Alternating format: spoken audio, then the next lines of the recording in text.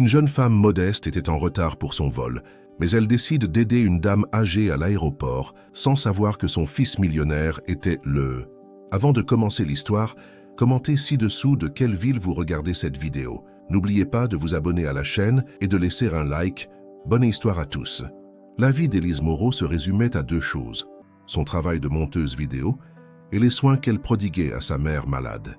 À 28 ans, elle jonglait entre ses rêves d'écrire des scénarios et la réalité d'une existence modeste dans un petit appartement à Metz.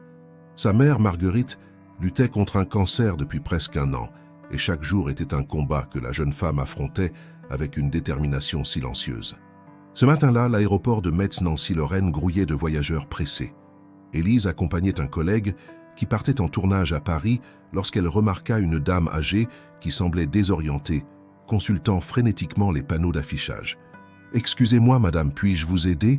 proposa Élise, touchée par l'air désemparé de la septuagénaire élégante. « Oh, ma chère, vous êtes très aimable », répondit la dame avec un sourire reconnaissant. « Je cherche la porte d'embarquement pour le vol de 10h45 vers Nice, mais ces panneaux sont si confus. »« C'est par ici », sourit Élise en lui prenant doucement le bras. « Je vous accompagne. » Tout en marchant, la dame se présenta comme Colette Beaumont.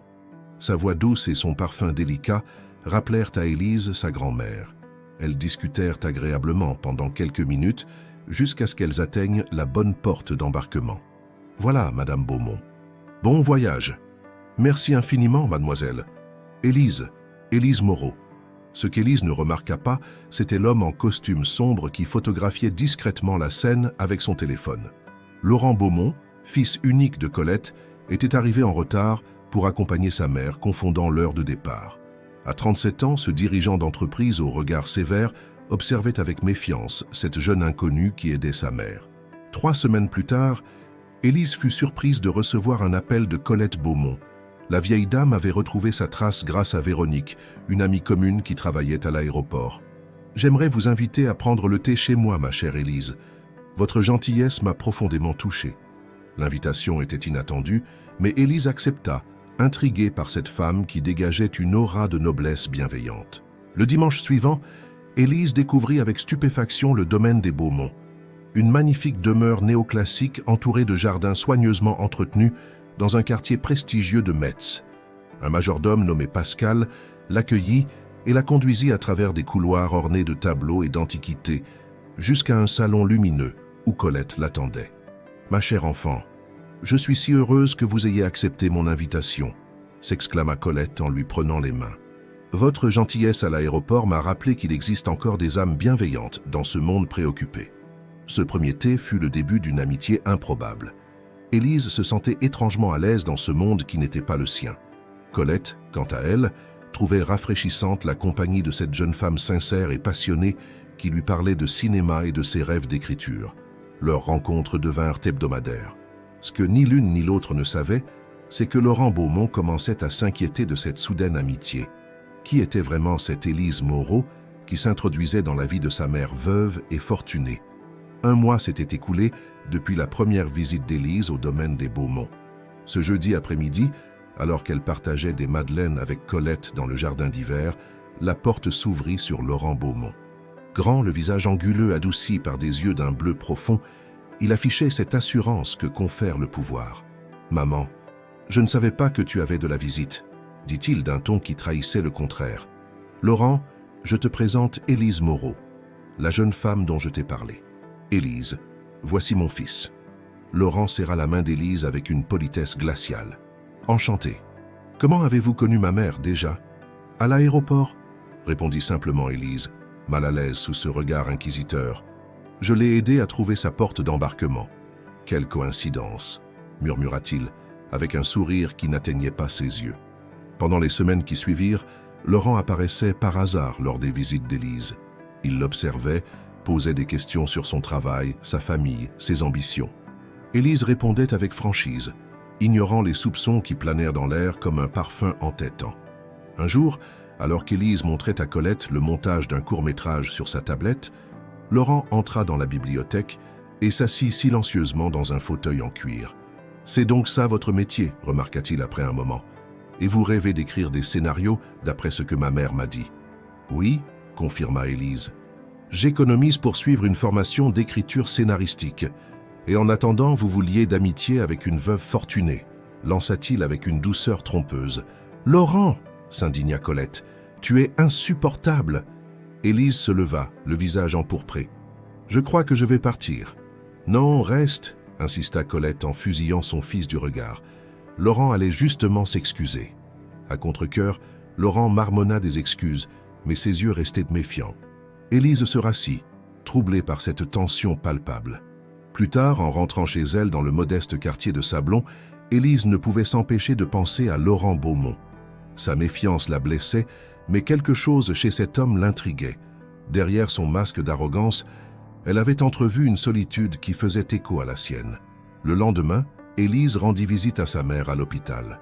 Marguerite semblait plus fatiguée que d'habitude, mais son sourire s'illumina lorsque sa fille lui raconta ses visites chez les Beaumont. « Tu as dit Beaumont » s'étonna Marguerite. « Ce nom me rappelle quelque chose. C'est une famille très connue à Metz, » expliqua Élise. « Ils possèdent des entreprises de construction et d'immobilier. » Marguerite fronça les sourcils, fouillant dans sa mémoire. « Ton père, il a travaillé pour une famille Beaumont, je crois, comme jardinier, avant ta naissance et pendant tes premières années. » Cette révélation frappa Élise comme un coup de tonnerre. Son père, Philippe Moreau, était décédé d'une crise cardiaque quand elle avait 10 ans. Elle gardait de lui l'image d'un homme doux et passionné par les plantes qui lui racontait des histoires au milieu des roses qu'il cultivait pour la municipalité de Metz. « Mais c'est impossible, balbutia Élise. « Pourquoi ne me l'as-tu jamais dit ?»« Ce n'était pas une période heureuse, soupira Marguerite. Ton père a été injustement licencié. Je ne voulais pas raviver ses souvenirs douloureux. » « Licencié ? Pour quelle raison ? Une accusation de vol, je crois. Mais ton père n'a jamais rien volé de sa vie. » Le cœur d'Élise battait à tout rompre. Était-ce possible que la famille qu'elle fréquentait soit celle qui avait causé tant de souffrance à son père? Elle devait en avoir le cœur net. Mais comment aborder un sujet aussi délicat avec Colette? Ou pire, avec Laurent? Une semaine passa avant qu'Élise ne retourne chez les Beaumont. Elle hésitait, tiraillée entre son affection grandissante pour Colette et cette révélation troublante. Finalement, invitée à déjeuner un dimanche, elle décida d'y aller, portée par la nécessité de connaître la vérité. Ce jour-là, Laurent était présent, ainsi que Pascal, le majordome qui servait la famille depuis des décennies. L'atmosphère était étrangement tendue autour de la table en acajou massif. « Ces roses sont magnifiques », commenta Élise en désignant le bouquet qui ornait le centre de la table. « Elles viennent du jardin », expliqua Colette. « Ce sont des reines de Suède, une variété ancienne. Notre jardinier actuel les entretient, mais c'est un jardinier d'autrefois qui les a plantées. » Élise prit une profonde inspiration. « Mon père était jardinier, » dit-elle, observant attentivement les réactions. « Philippe Moreau, il travaillait pour une grande famille de Metz. » Le tintement d'un couvert qui tombait rompit le silence. Pascal, debout près du buffet, avait lâché une cuillère. Colette, quant à elle, porta une main à sa poitrine, les yeux écarquillés. « Philippe Moreau », répéta Colette dans un souffle. « Mon Dieu !» Laurent fixait Élise avec une intensité nouvelle, toute trace d'arrogance disparue de son visage. « Vous le connaissiez ?» demanda Élise, le cœur battant.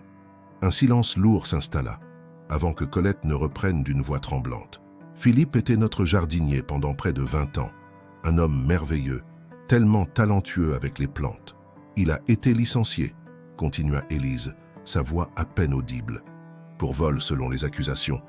Laurent se leva brusquement. « Pascal, laissez-nous. » Le majordome s'éclipsa, non sans jeter un regard troublé vers Élise. « C'était donc vous, » murmura Laurent en se rasseyant. La petite fille aux tresses blondes qui jouait près de la serre. Les souvenirs revinrent alors par vagues. Un immense jardin, le parfum des roses, un petit garçon aux yeux bleus qui lui montrait comment construire des cabanes avec des branches. « Nous étions amis, » réalisa Élise. « Quand nous étions enfants. »« Oui, » confirma Laurent, soudain vulnérable. « Mon père n'approuvait pas cette amitié. Le fils Beaumont ne devait pas jouer avec la fille du jardinier. Henri était un homme d'une autre époque, » intervint Colette, les yeux embués. « Il avait des préjugés terribles. Le licenciement de votre père n'avait rien à voir avec un vol, ma chère enfant. C'était une excuse. » La vérité éclatait enfin, cruelle et libératrice. Élise sentit des larmes couler sur ses joues. Toutes ces années, son père avait porté le poids d'une accusation injuste. Laurent, lui, semblait perdu dans ses souvenirs, le visage marqué par la culpabilité. « Je vais partir », annonça Élise en se levant. « Non, s'il vous plaît », supplia Colette. « J'ai besoin de temps », insista Élise, « pour assimiler tout ça. » Dans les jours qui suivirent, Élise évita les appels de Colette. Elle passa du temps avec sa mère, essayant de reconstituer ce passé dont elle n'avait que des fragments. Marguerite lui raconta comment Philippe était rentré un soir, anéanti par son licenciement, mais refusant de parler en mal des Beaumont. « Ton père était comme ça », expliqua Marguerite. « Il disait toujours que la rancune est une graine qui ne produit que des fruits amers. » De son côté, Laurent interrogeait Pascal. Le vieil homme confirma la version de Colette. Henri Beaumont n'avait pas supporté de voir son fils unique se lier d'amitié avec la fille du jardinier.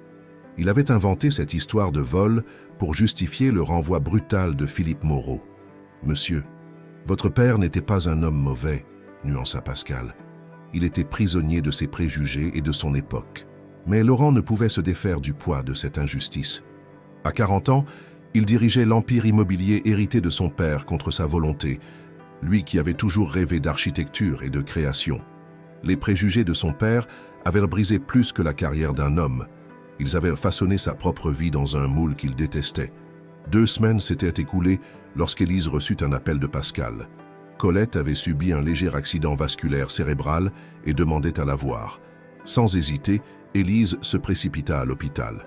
Dans la chambre au mur blanc, elle trouva Colette amoindrie mais consciente et Laurent les traits tirés par l'inquiétude et les nuits sans sommeil. « Ma chérie », murmura Colette en tendant une main frêle vers Élise, « je craignais que vous ne reveniez jamais. »« Je suis là », la rassura Élise en serrant doucement sa main. « Comment vous sentez-vous ?»« Mieux, maintenant que vous êtes là. » Laurent observait cette scène avec un mélange de soulagement et d'appréhension. Quand Élise sortit prendre un café, il la suivit dans le couloir. « J'ai trouvé quelque chose », dit-il. « Hier, en cherchant des documents pour l'hôpital dans les affaires de ma mère. » Il lui tendit une enveloppe jaunie. « Une lettre de votre père. » Les mains tremblantes, Élise ouvrit l'enveloppe. L'écriture fine et soignée de son père lui serra le cœur. La lettre, datée de quelques mois après son licenciement, était adressée à Colette. « Madame, » avait écrit Philippe, « je vous écris non pas pour demander justice ou réparation, mais pour vous remercier. Ces 20 années à créer et entretenir votre jardin ont été les plus belles de ma vie professionnelle. Je n'éprouve aucune amertume, seulement de la gratitude pour ce temps passé à faire fleurir la beauté. Les roses continueront de s'épanouir, même si je ne suis plus là pour m'en occuper. Comme elle, j'ai choisi de tourner mon visage vers la lumière plutôt que de m'attarder dans l'ombre des regrets. » La lettre se terminait par une phrase qui changea tout. « Veillez sur le petit Laurent, dont l'amitié avec ma fille Élise restera l'un des plus beaux souvenirs de nos 2 familles, malgré ce qui nous sépare désormais. » Élise leva les yeux vers Laurent, bouleversée. « Il vous avait pardonné. Sans rancune, sans condition. Votre père était un homme d'exception, dit Laurent, la voix brisée par l'émotion, contrairement au mien. Cette lettre fut le catalyseur d'une métamorphose. Dans les semaines qui suivirent, pendant que Colette se rétablissait, Laurent et Élise se redécouvrirent. Il lui montra les esquisses d'architecture qu'il dessinait en secret. Elle lui parla des scénarios qu'elle écrivait la nuit. 2 âmes créatives étouffées par les circonstances qui respiraient enfin. Un matin de printemps, Laurent emmena Élise dans le jardin de la propriété Beaumont. Il la conduisit vers un coin paisible où s'épanouissaient des rosiers anciens. « Votre père les appelait les survivantes », expliqua-t-il. « Elles ont résisté à toutes les tempêtes depuis 30 ans. » Il lui montra ensuite un jeune rosier qu'il venait de planter. « C'est une nouvelle variété que j'ai fait enregistrer. Elle s'appelle Philippe de la Miséricorde, en hommage à votre père. » Ce geste symbolique marqua le début d'une nouvelle ère. Laurent décida de réduire son rôle dans l'entreprise familiale pour étudier l'architecture paysagère, renouant avec la terre à travers le jardin créé par Philippe Moreau. Élise, inspirée par cette histoire de pardon et de renouveau, écrivit un scénario intitulé « La semence du silence », qui fut remarqué par un producteur parisien. Marguerite se remit complètement de son cancer, une guérison qui coïncida avec la demande en mariage inattendue de Laurent.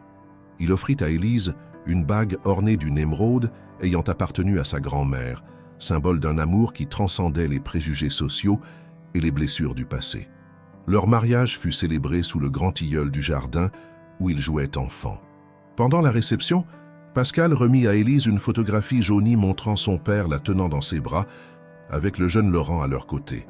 Cette image était la preuve tangible que leur vie était destinée à s'entrelacer à nouveau. Le jardin des Beaumonts devint un lieu de paix et d'inspiration.